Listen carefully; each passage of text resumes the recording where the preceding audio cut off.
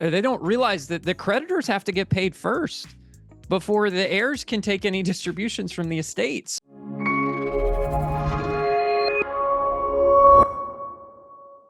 A lot of states, like I live in Georgia, we have a notice to creditors period where you have to publish a publication, and it has to run for so long, and it gives those creditors a certain amount of time to come forward and say, Johnny owes us $10,000 and whatever.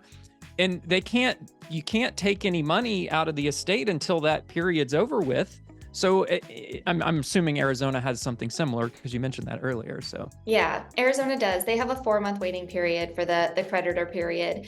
And I understand people want to get to the money. People want that money to be distributed. I completely understand that. But what I will say is that you maybe don't know your family member as well as you think you do. And then when you're going through probate, you find there are just some things going on that maybe you weren't aware of, some bills that went unpaid. Again, if you have an issue with taxes, sometimes you have some back taxes that need to be paid. I've had some people where they racked up tons and tons and tons and tons of credit card debt that the family was completely unaware of. And those are just things that you maybe can't anticipate. I have a lot of clients who ask well, there's over $1 million in this estate. Can't we just distribute? Can we do a partial distribution? Can we do these things? And I'm just really hard about it. I say no. I'm sorry. I'm just not going to do it. I'm not going to have you guys take some of the money out of the estate and then find a skeleton in this person's closet. It happens more often than you think. And I like to have everything in that bucket so that we know exactly what we're dealing with. And then we go through the distribution process. Yeah, because the creditor can sue for that. Like they can say, certainly. "Hey, I was owed money and you took money beforehand. Like that's my money. Yeah. You owe me that." And then you're in litigation. And then it's like a whole nother mess, right? So yeah, that's crazy. Yeah, I've seen some crazy stuff. IRS, I think the most I've ever seen owed to the IRS on one property was like $750,000. And the house was only worth like $4 million.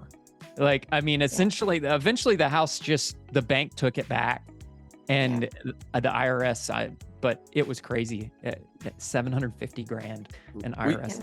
We handled a probate case in our office 2 years ago, and the family, the personal representative who was representing the family in the probate, worked with someone like you, Bob, to liquidate the home, and they were ready to go. They thought they had everything organized. And 3 days before the creditor's notice window closed, we got a claim from a hospital for $1.4 million against a $700,000 estate.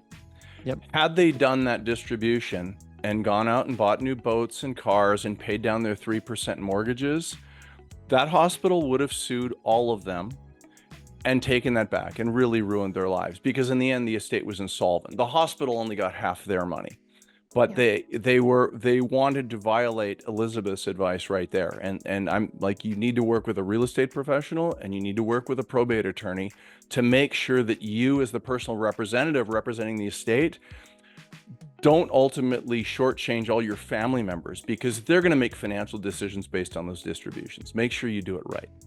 Yep. I've seen it time and time again. They start counting their money before they get it, and then they get disappointed when all of a sudden a creditor comes forward, or their mom owed the water company $10,000 and it shows up 2 days before closing, and they're like, what the heck? And it's like, sorry, like this is just this is the law. This is why this exists. Yeah. So